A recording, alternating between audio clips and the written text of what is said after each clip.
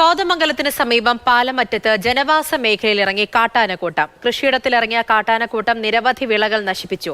വന്യമൃഗശല്യത്തിന് ശാശ്വത പരിഹാരം വേണമെന്നാണ് പ്രദേശവാസികളുടെ ആവശ്യം. ഇന്ന് പുലർച്ചെയാണ് ജനവാസ മേഖലയിലിറങ്ങിയ കാട്ടാനക്കൂട്ടം വ്യാപകമായി കൃഷി നശിപ്പിച്ചത്. കീരമ്പാറ പഞ്ചായത്തിലെ 5-ാം വാർഡിൽ കാളക്കടവിന് സമീപത്തെ കൃഷിയിടത്തിലാണ് കാട്ടാനക്കൂട്ടം ഇറങ്ങിയത്. കായ്ച്ചതും കായ്ക്കാത്തതുമായ നിരവധി വിളകളാണ് ഇവ തിന്നും ചവിട്ടിമെതിച്ചും നശിപ്പിച്ചിരിക്കുന്നത്. 15ഓളം വലിയ തെങ്ങുകൾ കടപുഴകിയ നിലയിലാണ്. 4 ലെയറുള്ള കമ്പിവേലി തകർത്താണ് ആനകൾ അകത്ത് കടന്നത്. ആലുവ കേന്ദ്രീകരിച്ച് പ്രവർത്തിക്കുന്ന ഒരു സെമിനാരിയുടെ ഉടമസ്ഥതയിലുള്ള 9 ഏക്കർ സ്ഥലത്തെ കൃഷികളാണ് ആനക്കൂട്ടം നശിപ്പിച്ചത്. വനംവകുപ്പിന്റെ RRT സംഘവും ജനപ്രതിനിധികളും സ്ഥലത്തെത്തിയിരുന്നു. ഈ കൃഷിയിടത്തിൽ ആദ്യമായാണ് ആനകൾ എത്തുന്നതെന്ന് കൃഷിയിടത്തിന്റെ ചുമതലയുള്ള പൗലോസ് പറഞ്ഞു. അപ്പോൾ കൂട്ടമായിട്ട് വന്നാണ് കയറിയത് മുഴുവൻ. ഇതിനു മുമ്പ് ഇവിടെ ഈ പറമ്പിൽ ആന വന്നിട്ടില്ല. ഒത്തിരി അടയ്ക്കമരവും കാച്ചു ഓടുന്ന തെങ്ങും തൈത്തെങ്ങും ഉൾപ്പെടെ വാഴ എല്ലാം നശിപ്പിച്ചിട്ട് പോയി.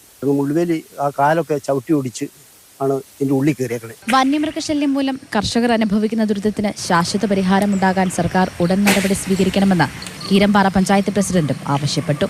ജനങ്ങളും അടുത്തു. രാത്രി കാലങ്ങളിലൊക്കെ ജനങ്ങൾക്ക് സഞ്ചരിക്കാൻ പാടാത്ത അവസ്ഥ. വൈകുന്നേരം 6 മണിയാകുമ്പോഴത്തേനും ആനകൾ പല നിൽക്കുന്നു. തട്ടേക്കാട് ഏരിയയിൽ ഇറങ്ങുന്നു, ഇഞ്ചിത്തൊട്ടിയിൽ ഇറങ്ങുന്നു, ചാരുപാറ ഇറങ്ങുന്നു. ഇപ്പോൾ പാലമറ്റടുത്ത് ആന ഇറങ്ങിയിരിക്കുക. ഇത് ഒരു നടപടികളുമായിട്ട് മുന്നോട്ടേക്ക് പോകുന്നില്ല. അടിയന്തരമായി ഞങ്ങൾ പറയുന്നത് ഇത് ജനങ്ങൾ പറഞ്ഞു മടുത്തു.